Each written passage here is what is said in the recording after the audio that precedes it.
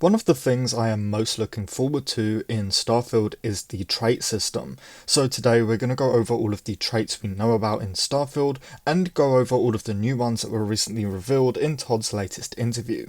This is going to be a long one, so let me just say real quick, if you are new around here and you're looking for Starfield coverage, I'm talking news, leaks, breakdowns, discussions, speculation, and pretty much everything in between, consider subscribing because we cover it all over here. Without any further hesitation, let's just get straight into it.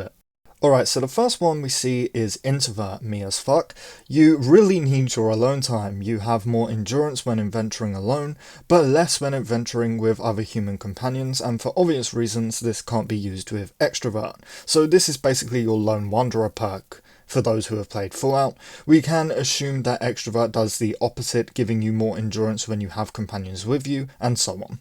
Alright, so the next one we see is Kid Stuff, which I'm definitely going to choose when I first play the game. If you're on the Discord, you will already know why. By the way, if you aren't on the Discord, you should definitely join us. The link is in the description below and the pinned comment.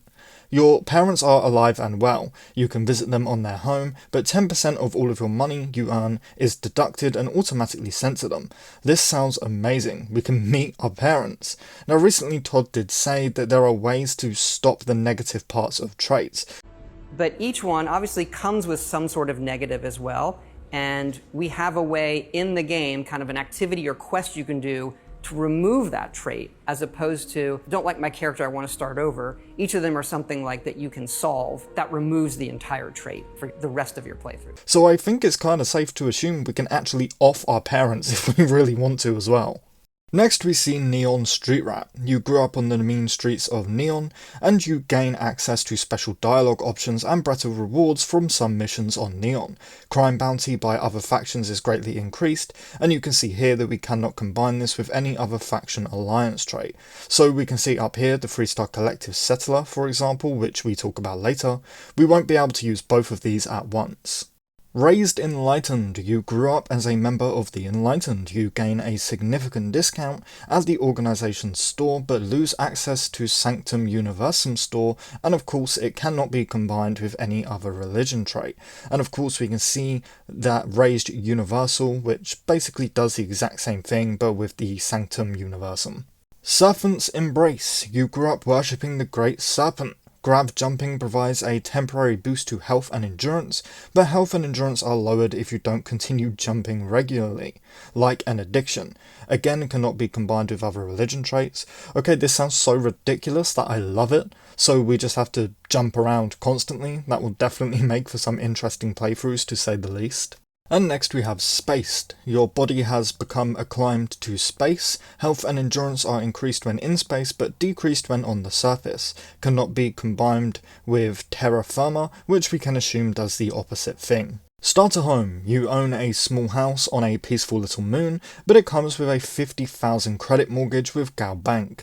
Unless this home is super nice, I honestly don't see myself ever picking this trait, but I love it, and we will talk more about this trait later, but you can start the game in debt and with your parents being alive. This will really help the role-playing aspects of the game, making you feel like you have already lived an entire life in Starfield. So I do really like this trait.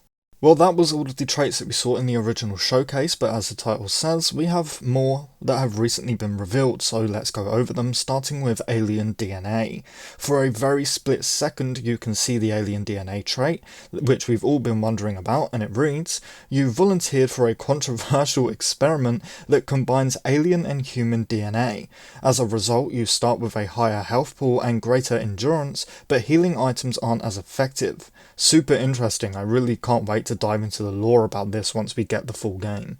Now this one is kind of weird, but Starter Home, as you can see on the sidebar here, has been removed and is now called Dream Home. And in fact, the description has changed too. It now reads, you own a luxurious, customizable house on a peaceful planet. Unfortunately, it comes with a 50,000 credit mortgage still with Gal Bank. That has to be paid weekly. So again, really interesting. The house is no longer on a peaceful moon, it's on a peaceful planet, and it's also customizable. I wonder if that means we can simply purchase upgrades to change the wallpaper, for example, or the flooring, or if it's like a settlement mode where we can straight up choose what room is what and expand it maybe, where our beds are and all of that normal good stuff. Now it also says we have to pay our mortgage weekly, so what happens if we don't pay it? Will we get kicked out of our house? Will the United Colonies come and attack us or arrest us?